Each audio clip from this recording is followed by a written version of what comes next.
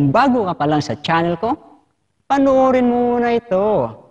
At kung nagustuhan mo, huwag kalimutan mag-like at syempre mag-subscribe. So, let's go!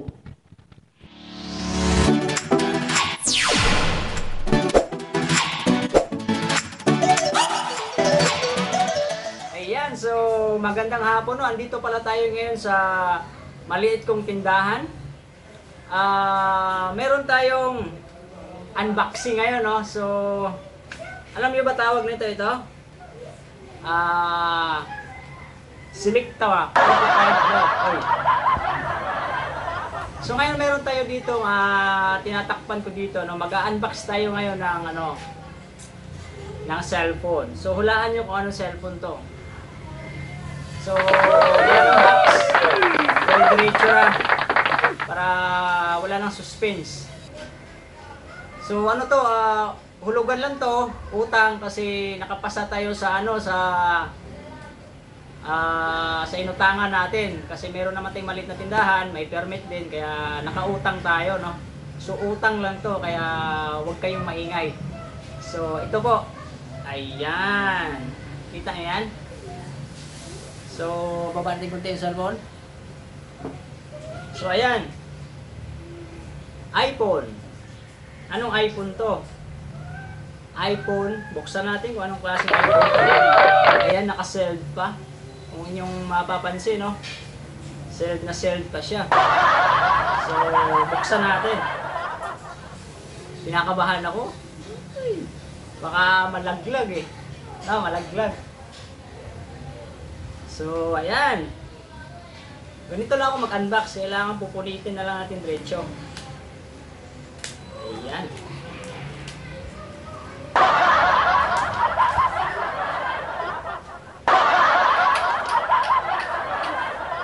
Maliit lang yung karton nito eh, oh. Napakaliit lang talaga. Parang walang laman eh. So, buksan natin. Oy! Excited na kayong makita, no? Ano kaya to? Ayan. So, ayan, no? Ganda. Makapal yung karton. May logo.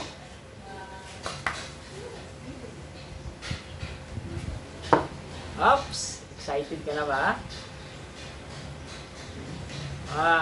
Tingnan naman natin. Saka natin ipakita to. Tago muna natin dito. So, meron siyang ang cellphone na to ay walang charger. Ang kasama sa kanya, cord lang. Ayan, no? Ang lupit. O, di ba? Ayan yung ulo, Type-C siya. So, kung may laptop ka na Type-C, doon mo ito isaksak, tapos charger pang iPhone. Okay? So, di pa natin alam kung anong klaseng iPhone to. Di ko rin alam eh. Pinadala lang sa atin to eh. Utang lang kasi to eh. Mahirap pag utang. Buti na lang nakapasa tayo kasi tingnan mo yung tindahan ko. May mga tinda ako. Ayan o. Yan lang. Maliit lang naman yung tindahan natin. So, ayun. Ano to?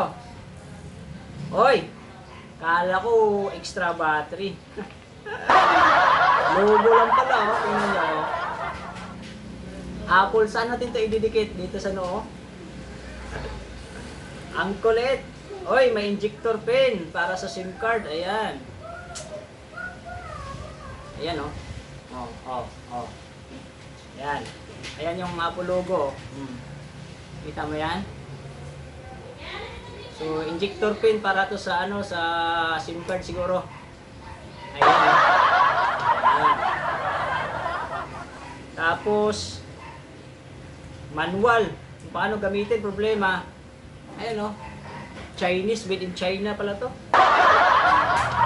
So, wala nang laman. So, yun lang. Ganun lang siya kalupit. Grabe. Walang charger. So, paano natin to i-charge? Bibili ka pa ba dito? Kaya pala pinautang sa akin to. Wala palang charger to eh. Ayan, balik na natin eh. Pinakabahan ako sa cellphone. Mahirap pag utang, no? Kinakabahan ka. So, ayan. ito lang yung karton niya, napakanipis. Tingnan natin, so wala na. Wala nang laman. Parang karton lang ata yung binayaran dito eh.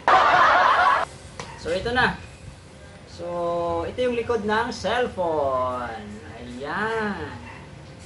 iPhone 12. So ang specs niya, wow, nakahawak na rin ako ng iPhone 12 sa buong buhay ko. Ang sarap hawakan, ang hirap bayaran. Ayan. So, ang specs nito, nakikita natin sa likod.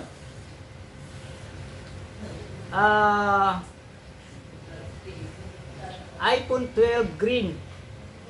Tapos, 128 gig na siya. Ayan, designed by Apple in California, assembled in China. So, sa China pala to in-assembled. Pero sa USA talaga yung ano nito, manufactured. So, ayan. So, yung camera niya, parang iPhone 11 lang. Tapos, para sa iPhone 5S. Ayan yung kanto niya, oh. Tingnan mo yung kanto niya. Flat lang, di ba? So, para lang siyang iPhone 5S na pinalaki. Okay? Parang ang hirap ah. So, buksan na natin. Hindi ko alam saan power nito eh. Ito siguro, tingnan na lang natin. So, tingnan natin, wala natin pindutin dito. Kung magbubukas. Ayaw mabuksan. Ayaw mabuksan, ang hirap. First time kasi makahawak ng iPhone 12. Ayun, long press lang pala. Nag-on na siya. Ayun, no? iPhone 12. Ay, buhay na agad. Ang bilis. Ano ito? Tingnan mo, pag-on ko pa lang, walang 10 seconds, nag-on na siya agad, no? Ayan, no? Ang galing. Tapos, ayan. Diba? So, tingnan natin kung anong mga specs nito sa loob. Titingnan natin yung camera. Ayan, oh. Nakikita ba? So, napakaganda ng camera. Hala, umiyak na. Nag-vlog ako, umiyak na bata. Tayo dyan. Labas na muna kayo, may sumbi dito. Makakainin ka na sumbi. Nilobat yung cellphone niya.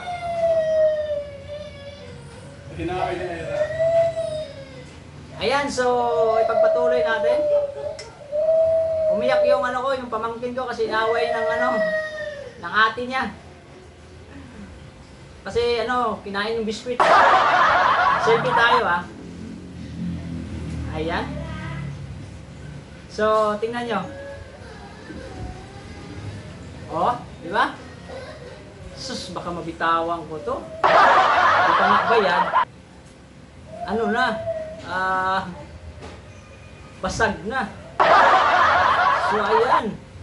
Baka sabihin nyo, nagbibiro tayo. Oh, tingnan nyo. Ayan. Paasa ka naman dyan, di makita. Bahala kayo kung di makita. Ayan, basahin ko na lang ha. Oh. iPhone 12, 14.4 na yung version niya. So, 128 gig. So, meron na tayong gamit sa pang-vlog ngayon. Subukan natin to pero medyo masilan. Pag inipit natin to tapos malaglag, patay ka. 2 years pala to, utang. 2 taon. Ang monthly nito, 2.4 lang. So, kung nalaglag mo to at nabasag mo to, huwag kang mag-alala. Mayroon siyang 2 years insurance. Pag nabasag mo to, ibalik mo dun sa kinuhaan mo, papalitan nila ulit ng bago. Yan ang kagandahan ngayon. So, alam niyo ba kung bakit ito pinautang? Kasi mahirap talaga to i-cash. Tingnan niyo naman. Magkano cash nito? 40 plus. Baka nga 50 pa kung may patong. So, buti na lang pinautang tayo. So, utang lang to. So, in the end, hindi to akin. Pinahawakan lang sa akin to. Ayan. Ganda ng iPhone 12.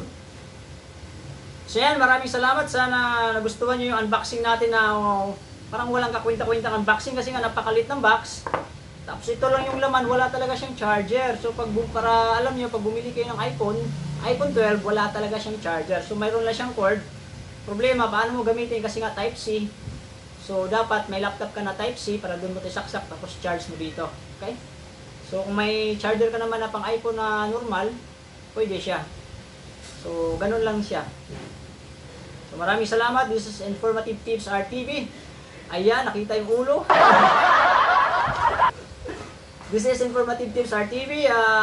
Sana sa sunod meron na ulit tayong bagong unboxing. So, iPhone 12, walang charger. Yun lang. Maraming salamat. Yeah.